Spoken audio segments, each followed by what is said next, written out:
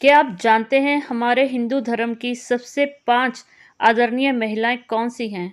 ऐसी कौन सी महिला हैं जिन्होंने हमारे हिंदू धर्म में अपने सतीत्व के कारण अपना इतिहास बनाया है? आज बात करते हैं उन्हीं महिलाओं के बारे में। आप सबका स्वागत है आपके अपने ही चैनल मोरल शक्ति में। अगर आपने मोरल शक्ति को सब्सक्राइब नहीं किया है, प्लीज़ जल्द से जल्द सब्सक्राइब कीजिए ताकि आपको ऐसी ही धार्मिक जानकारियाँ मिलती रहें। धर्मशास्त्र के अनुसार पुरातन काल से ही महिलाओं ने अपनी शक्ति की झलक हर इतिहास में दिखाई है, चाहे वो कौन सा भी युग हो। महिलाओं का सतीत्व और उनके तेज वीर की गाथा हमें देखने को बहुत प्राचीन काल से ही मिलती है। इनमें से 5 महिला ऐसी हैं जिनका नाम इतिहास में सुनहरे अक्षरों में लिखा गया है। सबसे पहले आती है देवी माँ अनुसूया। इनके सामने देवता भी हार गए थे। जी हाँ, देवी माँ का सतीत्व इतना था कि देवताओं को भी उनके आगे झुकना पड़ा। एक बार माँ लक्ष्मी, पार्वती और सरस्वती माँ में लड़ाई शुरू हो गई। उनको लगता था कि उनका सतीत्व बहुत ज़्यादा है, लेकिन जैसे ही भगवान जी ने कहा कि देवी अनुसूया का सतीत्व बहुत तेज है, उनके सतीत्व के आगे कोई भी झुक नहीं सकता, तो तीनों देवियों ने माँ अनुसूया की परीक्षा लेनी चाहिए। परीक्षा लेने के इच्छा से उन्होंने त्रिदेवों को आदेश दिया कि अगर आप उनकी परीक्षा लेंगे और वो अपनी परीक्षा में सफल हो जाएंगे, तब हम मानेंगे कि सच में ही अनुसूया का सतीत्व बहुत ज़्यादा है। त्रिदेव माँ के बोलने से वहाँ चले गए और उन्होंने देवी अनुसूया के समक्ष प्रस्ताव रखा कि हे देवी, आप नंगन होकर हमें खाना खिलाएंगे तभी हम भोजन करेंगे, ऐसे हम भोज प्राप्त नहीं करेंगे।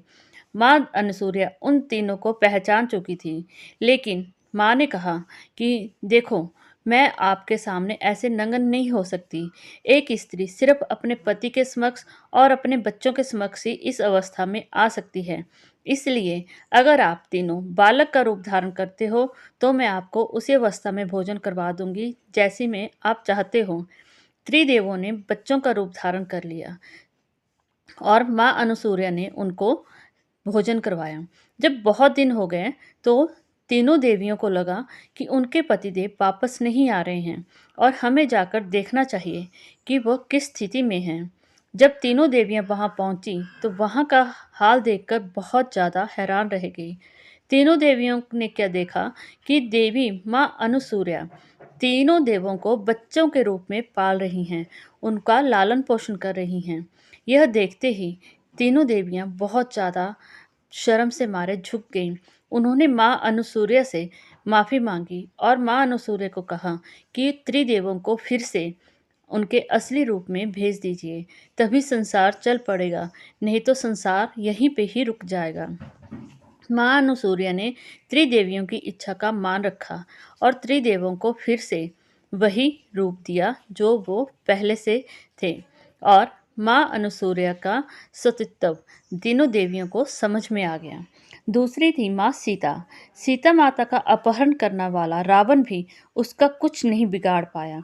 माँ सीता का सतीत्व का प्रभाव इतना ज़्यादा था कि जब भी रावण उनके समीप जाता तो माँ सीता एक घास के तिनके को सामने करती और जैसे ही घास के तिनके पर नज़र डालती तो वह जलकर स्वाहा हो जाता था। उनके इसी सतीत्व के कारण रावण उनको कभी भी हाथ नहीं लगा पाया। और तीसरी आदरणीय महिलाओं के श्रेणी में आती है देवी विदुषी।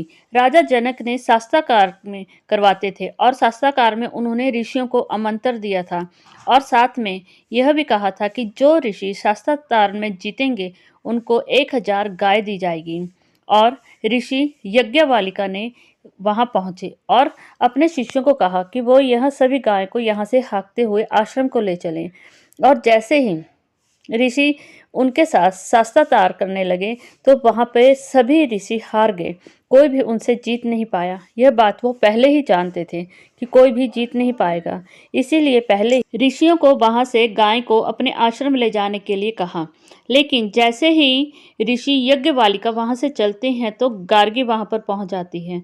देवी गार्गी के आने से साथ ही ऋषि उनके साथ शास्त्रार्थ करते हैं। शास्त्रार्थ करते ही ऋषि हैरान हो जाते हैं गार्गी के प्रश्नों के उत्तरों को सुनकर, और साथ में ही दोनों हाथों से नमस्कार करते हैं और उनको देवी गार्गी को परम विदुषी की उपाधि दी जाती है। और चौथी थी भारती।